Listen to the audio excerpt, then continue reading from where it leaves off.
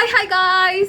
So today's video is going to be a wear test and a lip swatch of the L'Oreal Paris Macarons liquid lipstick. So may nabasa ako sa comment section ng past videos ko na gusto yung gumawa ko ng wear test nito. So, your wish is my command. So bago tayo magpunta sa review and lip swatch, isisingit ko muna yung wear test na ginawa ko yesterday. So, check it out.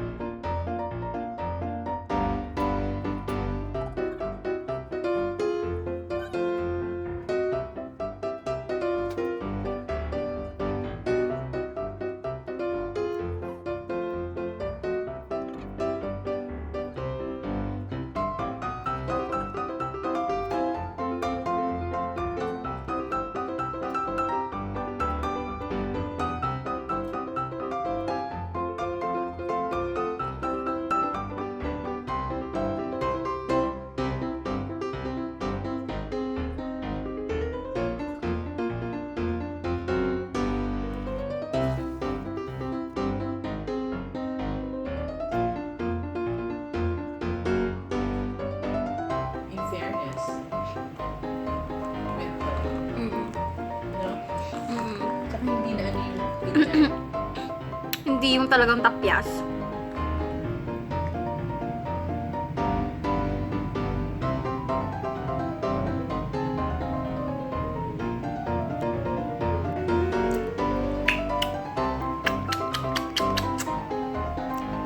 May mga little dots lang.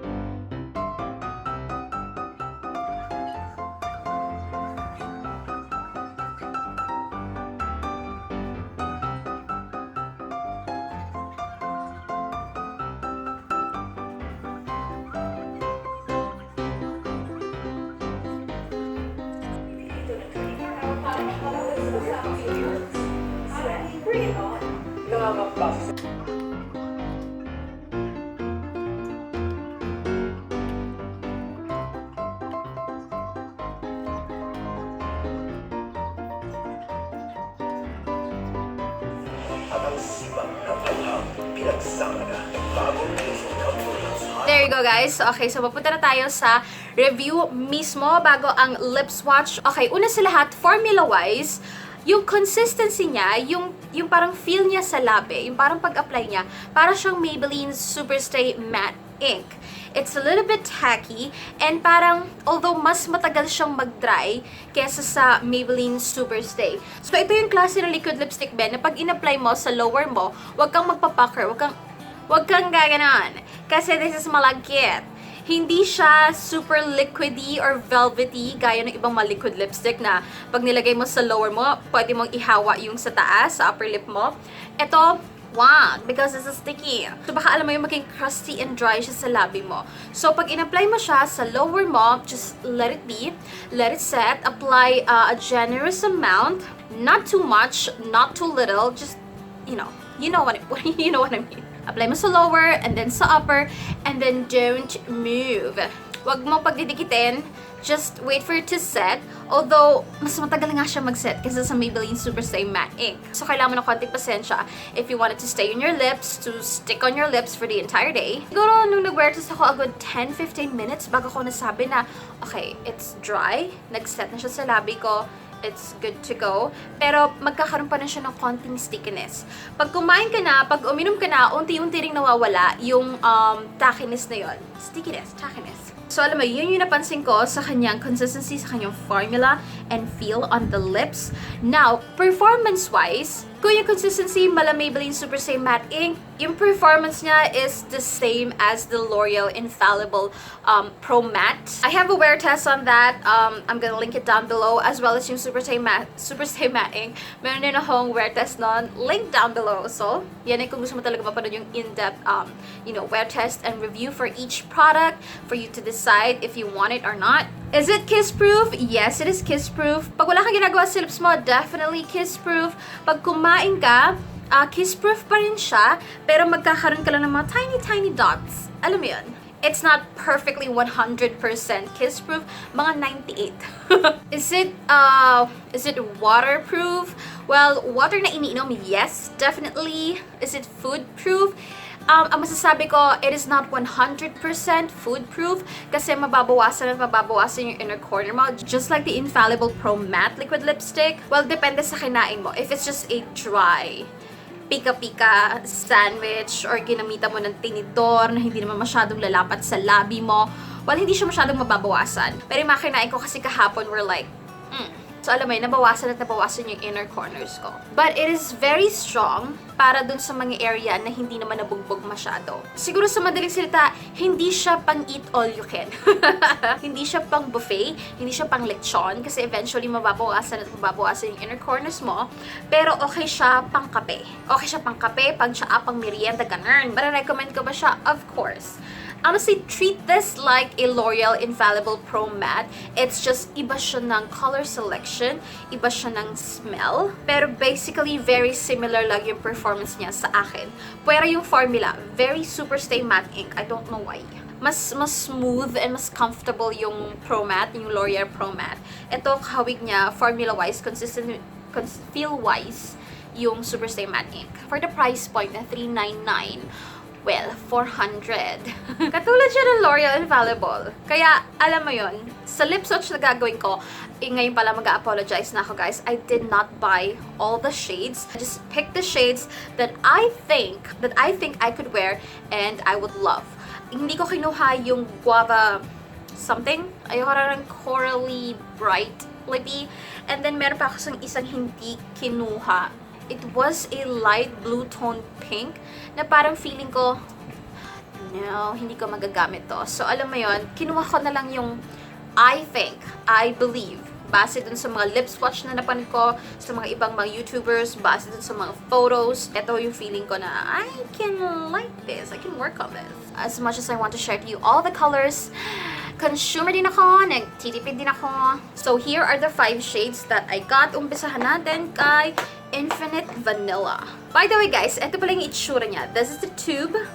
Sinagulat ako kasi akala ko laki siya ng Superstay Matte Ink, but it's small. It's short. So, ito yung kanyang applicator, very much like the L'Oreal Pro Matte Infallible. Well, parehas kasi silang Infallible to. So, after applying, try nyo huwag siyang hagdikitin, guys, because it's gonna stick up and down. Lalo na kapag katulad ko kayo, na nilalagyan din talaga yung inner. Just do this. So, this is the first shade, and it is definitely nude. Kaya sa mga morena, sa mga medium skin tone, utang na loob, huwag niyong kukunin to because this is going to be super duper bright sa inyo. You're gonna look like a ghost. Magmukha kayong may sakit. So, alam mo, babagay lang to dun sa mga fair and super pale skin tone. Actually, sa skin tone ko nga, parang medyo, alam mo yan, medyo ashy pa siya ng very, very slight. But I got this, I took a chance, kasi nga naghahanap pa rin talaga ako ng, alam mo yun, magagandang nude, like perfect nude. And now na natry ko na siya, sa skin tone ko, it's alright, it's okay. Dapat ito super plakato yung foundation and, you know, vava-voom yung eye makeup because It is pale. Meron siyang slight hint ng brown pink, but medyo ma-cool toned eh. Oo. So again, this is Infinite Vanilla.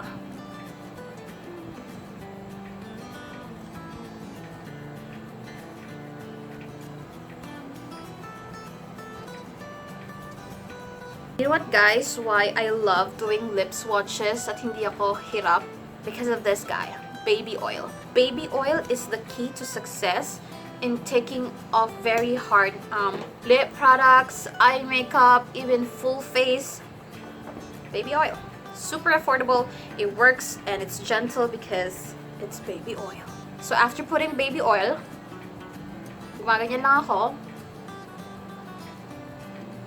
And then it's gone.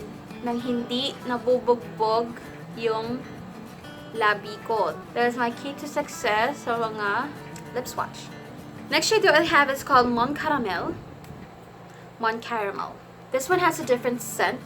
It's sweeter than Infinite Vanilla.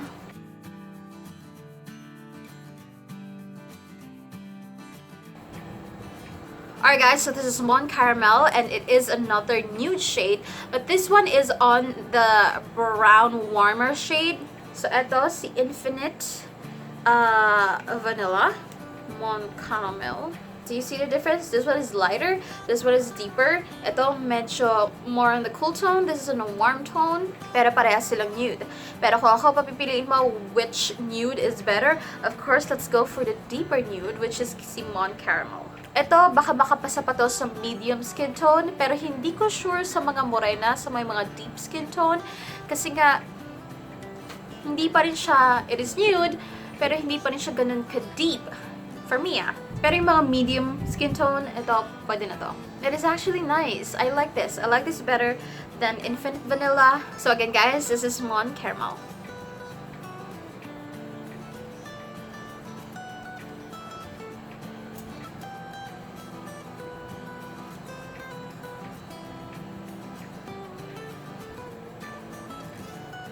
Let's go na to the medyo pinkish. And first shade is Praline de Paris or Praline de Paris.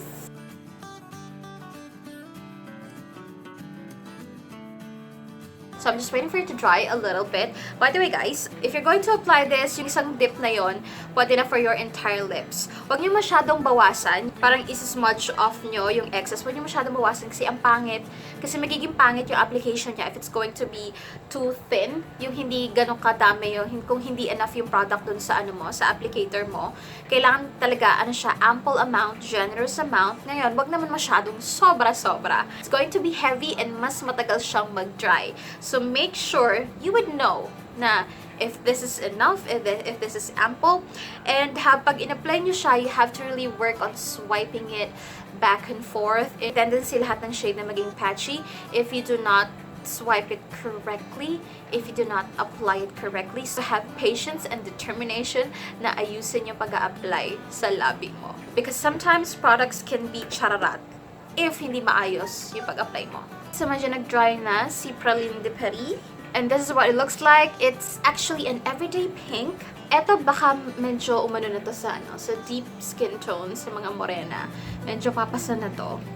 It's, you know, a typical, a little bit blue tone, cool tone na pink lippy. I like it, pero, you know, it's not something new, yung shade na ganito. But I like it. It's nice. Again, this is Praline de Paris. Praline de Paris. Whatever.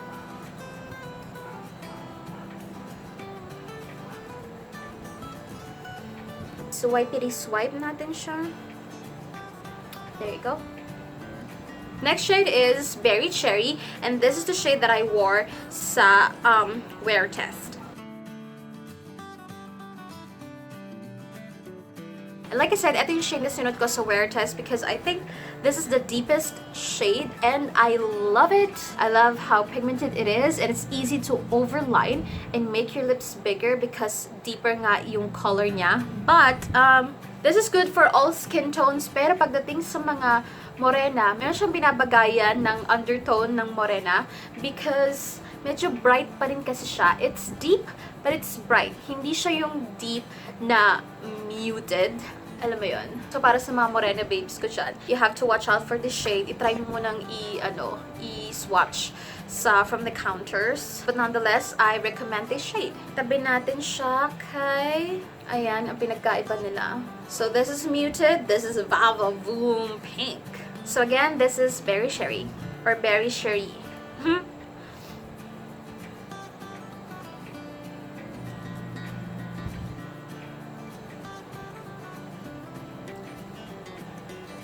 Down to the last shade, and this is Infinite Spice. Alright guys, so this is Infinite Spice, and medyo wetty-wetty pa siya, so shiny shimmering pa siya ng very, very slight. Ito tsaka yung Guava Crush? Yung Guava something. Ito tsaka yun, yung pinagpipilian ko. But after watching so many videos and looking to so many photos, na-realize ko na si Guava is like brighter, and this one is more on the muted side. Ito ay parang burnt orange. It has orange, brown, and pink, perfectly balanced. But this is the shade na will fit fair to pale, fair light pale skin tone. Hindi ko sure. Parang may binabagayan ulit siya. It's not bright, pero hindi siya ganun ka-deep or muted. Hindi siya ganun ka-deep. Do I like it? It's good for everyday wear, but it's not something special, again. So again, guys, this is Infinite Spice.